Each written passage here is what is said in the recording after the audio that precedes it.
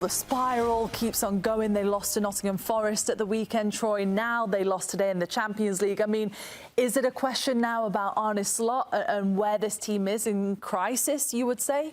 Yeah, it's definitely crisis. It's definitely people hitting the panic button and being a little bit scared. I think it's unfair to blame it all on Arne Slot. I think you have to look at the players in this moment, because when players do well, it's like the players. When players do bad, it's bad coach, bad system. They don't know what they're doing.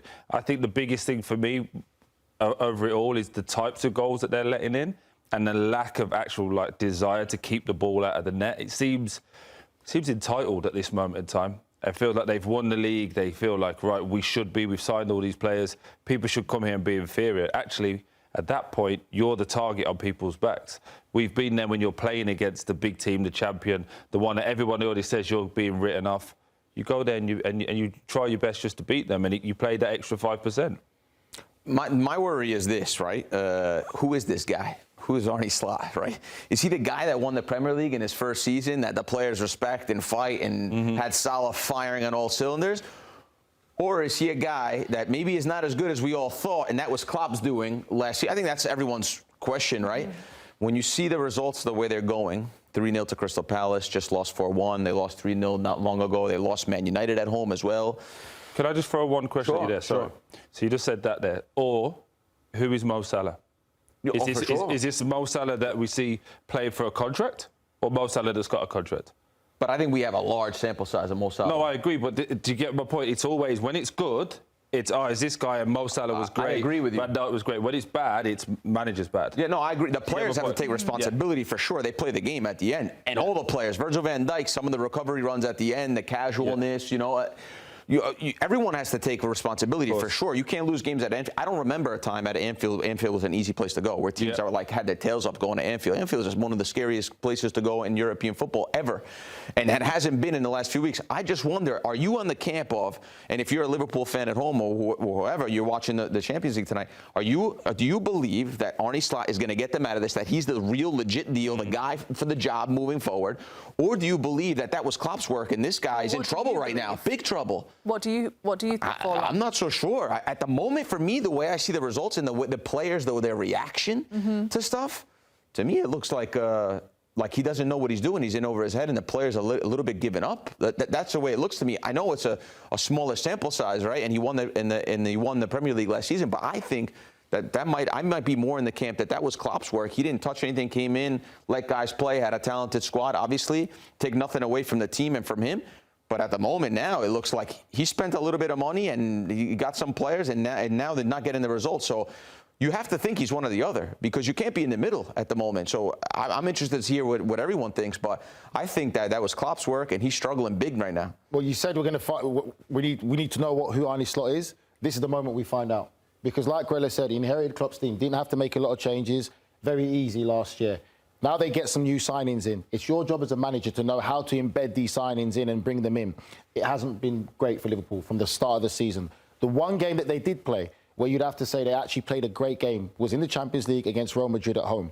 But for all the other games from the start of the season, from Premier League and Champions League, we can't say they look completely convincing. And I think I know when we say sometimes, it's not that you lose, it's how you lose. That's the worrying thing about today. Because not only did they lose to Nottingham Forest in the Premier League, and then Arne Slot came and took responsibility, saying, look, it's on me. I need to find a way to do this. I need to get reaction. So going into this game today, you're thinking, right, he's spoken, he's taken accountability, good on him as a manager, he knows what's at stake. You go into a game today and you look at this performance, they were out-fought, they were out-battled. It looked like on the sideline, like he didn't have a clue himself. The players who were playing amazing last year are not playing nowhere near that same level. And it's just not just one or two players that you can say, I can change those one or two players. It's the entire team. Take out Szoboszlai, the only player who can come out of that unscathed. It's the entire team. McAllister, Gravenberch, Konate, Van Dijk, Kirkes, all the players are not performing to a level. They're getting out-fought physically, second balls. They just don't look like a team. And I'd say the third goal they conceded today, sorry, Poppy, the third goal they conceded today just epitomises Liverpool right now. When Konate gets caught out of shape, then Van Dijk and Konate are getting in each other's way like under-16 players. The shot goes off and the PSV player gets a simple tap-in. That is just when a team is in complete disarray right now. and everyone's looking at everyone, and that's one of the problems. Yeah, well, speaking of that, let's just hear from Curtis Jones and his post-match thoughts on how the team did today. We just wanted to be a man out there and just wanting to tackle someone and just be a dog out there. And it's not always the fact that, you know, I've got these lads who are nice on the ball that, you know, we just play and play and play, like go and smash someone and you know, it comes from me as well. I'm not saying that the other lads have to go and do it, because I'm the same. I'm in the exact same boat that, you know, that the lads are looking at me as well, say, go on then, smash someone. So, you know, it's got to be on me and the rest of the lads to change this around, to not be so nice where teams are coming here thinking, oh, we're going to win here, we're going to score 2, 3, 4 goals. No, you're coming here, and this used to be, you know, it used to be a place that you hated to come, you know, with the fans, with us, and now we played, and now we go and press, and we're just absolute dogs, and then we have the ball, and then we play. Whereas now, you know, we hardly even play. You know, there's times when we do play, but off the ball stuff, I think that's the stuff that has to change. Ooh. It's refreshing, isn't it, obviously, to hear him speak so candidly, but there's so many things that you could pick out of that, Troy, and think, well, wow, we all sat here wide-eyed, like we can't believe that he's speaking like that, but you can sense the frustration and the confused Yeah, the confusion there is obviously is fair, but, you know, he's a midfielder. He's been asked to play out of position at times as well, go and help him at right back. He played right back today. And, you know, you're talking about going and smashing people, and that's a term for basically what you can't ever get away from in football is being able to work hard, run and get after someone, leave a little bit on someone to leave a bit of a message. For me, where it falls empty, and again, I've done those interviews where after the game you're emotional, you're frustrated, he's just speaking and he's not really thinking, which is great because you get the real truth. But you could go and do that. You could be the one that goes and smashes someone. You could be the one that runs over somebody. You could be that energizer buddy. So I think the encapsulation of what he's just said there, while he's right on so many fronts, is that they haven't hit rock bottom yet. And there's a little thing that you have to do. You go through your ego phase, you go through the, it'll get all right soon, and then you get into the, oh God, we're in trouble. Then you get into, let's all go home and look in the mirror. Let's stop talking, because we've had Virgil van Dijk come out a few weeks back, question Wayne Rooney about his abilities and whether he feels he was over the top. You've heard these talk afterwards about having an individual meeting with the players. So you've done that box. You've had the manager come out and tick the box of going, I take responsibility. Now all he is have to go home tonight, embarrassed, ashamed, and go, right, we got to get to work. Have they lost control? I wouldn't say they lost control. I look at that interview there, I'll use 2 words, frustration and emotion. And that's a young lad who's come through the academy, he's a Liverpool fan. But isn't that a loss of control? I would say for me it's just youthfulness. Emotional control, it's youthfulness in that sense there. And I understand what you're saying, they're lacking dogs of war, but he's not lying. He's not lying. And I know what Troy is saying, but he had to play right back today. It's hard when you're playing right back and you're not in the middle of the pitch, being involved in the heart of the game to really kind and have an impact. Yeah, but the goals come down that side of his pitch. But the goal we see there comes from that side of his pitch. But he's talking. But again, he's playing out of position. He's playing out of position. I think he wants more from his teammates. The one thing he didn't do is... You played out of position, right? I did. You played out of position. I did. In those moments, did you stop running? Did you not be able to make a tackle? No, I never stopped. But they're the things he's talking about. So that's what I'm saying. If it's a tactical one, he got caught at the back post because there was a cross, or he went running inside and someone slipped it, that I can take he's out of position. But the things he's speaking about is the hard work and the basics. Okay, no, but it's bigger than him, though, Troy, because I think for me, he doesn't want to name his teammates. But the reality of it is he's saying that the demand from other teammates is just not there. Everything that we talk about, the basics, they're not doing the basics. That, for me, is a passion of, like, you need to tackle, like, run. It's all great you're on the ball when you got the ball, but it's out the ball is our problem right now. And he's putting a demand on his teammates. It's very clever in how he did it in a way. But I know what he's trying to say is...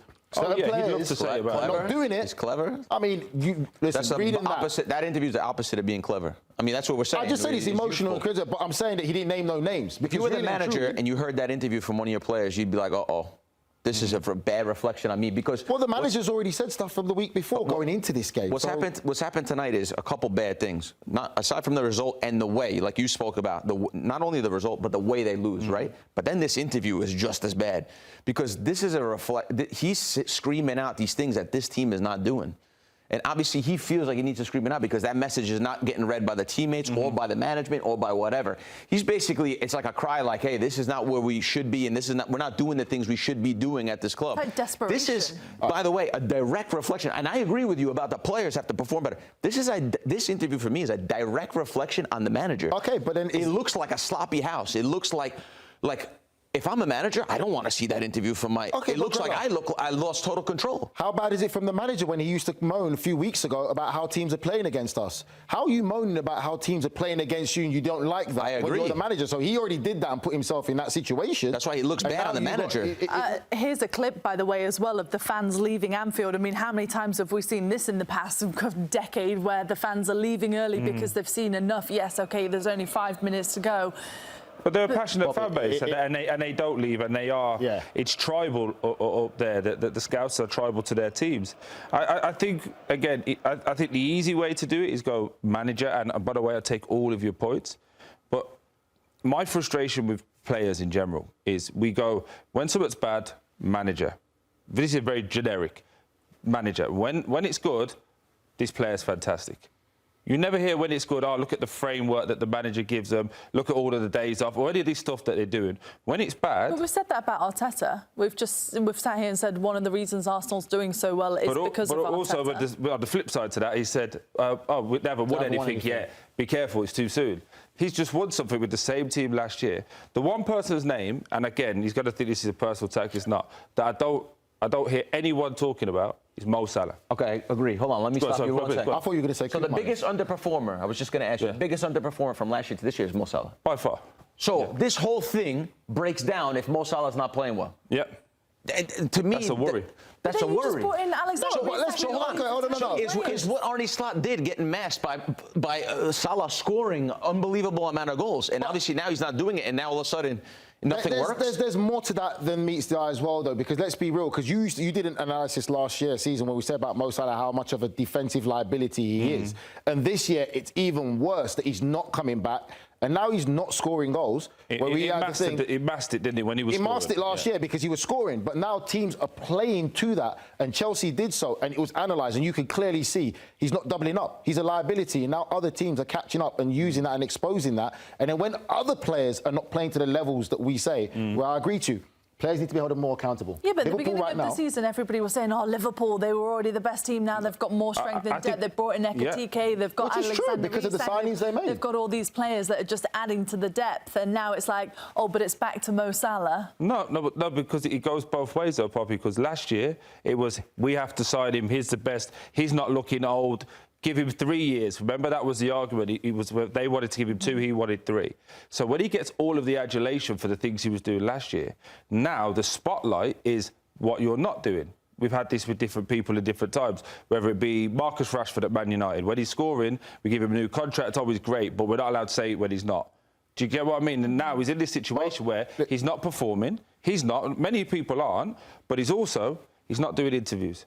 He's not taking accountability of going, right, don't let Curtis Jones go and do it. I'll go and stand up. We've seen Virgil van Dijk many times doing it. But sorry, what I'm saying is, who's allowing this guy to continue to perform poorly, continue not to talk to the manager? That's the manager. That's the point. He's 100% right. I agree with that because there's times where people would have said Mo Salah should have been dropped. He should have been dropped because he's not been playing well. Once, and he deleted all of his Instagram pictures. He should have been dropped. And that's the reality. Because that's the encapsulation of it. You said there's times he's been dropped. He's been dropped once against Frankfurt in the Champions League. He deletes all his Instagram posts. So now you said it's the manager. OK, so arguably my best player, probably the greatest player Liverpool ever had. If I don't treat him the way he wants to, he throws his toys out the Prem. But now what do you do? Yeah. Now, so it sets a precedent to the rest of the people. If you act a certain way, and by the way, I'm not calling into question his professionalism because you can see he looks after himself and keeps where he's at. But if he's not delivering on a pitch, you can't put him on the bench because he acts this way and he spits his toys out the Prem. But also on that side of it, is it the attack that's the problem if we're talking about the players? Because defensively, Liverpool have been in shambles. Again, we've been in dress room. Sorry, I'm talking a lot, but I'm quite passionate about this. Whenever you play a game, right, and as strikers, forward players, the manager will go, defence starts with you. You have to set the tone with the press. You have to set where it's going. And if, let's just say Salah in this situation, is allowed to get away with it once they go past him, now what? Now you go to your midfielders, right, cover two people. Yep. Go do 1.5 jobs. The second you stop doing that, and again, you've been in there as players, if that person over there scoring, Mo Salah scoring last year, you don't say a word. Yep. You go, I don't mind doing the water carrying because that guy's got to get us over the line. The second it stops, everyone goes, why am I doing too many jobs and he's not doing one? I mean, they've conceded 7 goals, haven't they, in the last 2 games? There was an over-reliance for him last year, and then let's not sit here and act like he didn't have issues with Jurgen Klopp himself. Yeah. The great Jurgen Klopp that they loved, him and Mo Salah fell out at times as well. It wasn't like a bed of roses. Why? Because he dropped him as well. He dropped him at West Ham, but he kicks off. So the second you don't start him, it's a problem. It's accountability. And there was a lot of turmoil, wasn't there, with the contract situation that played on for so long. We are live on YouTube. We've got a comment, Del Boy. 400 million spent to make Liverpool weaker. Diaz's sale was a huge mistake, and Liverpool needed an athletic defensive midfielder and a top-tier defender to be able to rotate a key amount of players, not unproven players. Proven though. I'd love to ask this guy the question. I wish he was here to say, at what point did you say we need a holding midfielder? Because last year being spoken about was the best midfielder in the league. Well, before that they did try to go for Lavia as well at Southampton, but obviously that was two seasons ago. Yeah. And Caicedo. And they tried to get Jude Bellingham. But my point is that's the season before this season. This is before last. The last season, no one said this midfield's not good enough. 100%. It was a great job by Arne Slot getting the best out of Gravenberch. Gravenberch and McAllister, yes, but then again, putting it on their doorstep like you like to. They are not performing nowhere near the level that they're supposed to be. 100%. There's a poll as well. Should Arne Slot be sacked? Let's have a look at the results on YouTube. 62% of you say yes. Just very quickly, where do you fall on this? Oh, here's a comment. Slot is being found out this season is not as good as winning the league in his first season suggests. And I wouldn't say he should be sacked. No, but again, my worrying thing is I take it by game by game. After what's happened against Forest, and I look at this game today, and I look at the players' reaction and his reaction and stuff, it's worrying. I find it very hard that he's going to be able to turn it around because he's tinkered his team, he's changed it so much. Massive game at the weekend. Yeah. Massive game at the weekend. If you find it so hard, though, that you think that it's so hard for him to turn it around, I agree with you. Well, then you're saying you don't see it. And that's what I'm saying. You're either in one camp or the other with him. Yeah. You're either thinking last year was a Klopp fluky job from Slot, or you're thinking that he's not the man for the job. It's close. I still think you got to give him time, though. Yeah. Okay.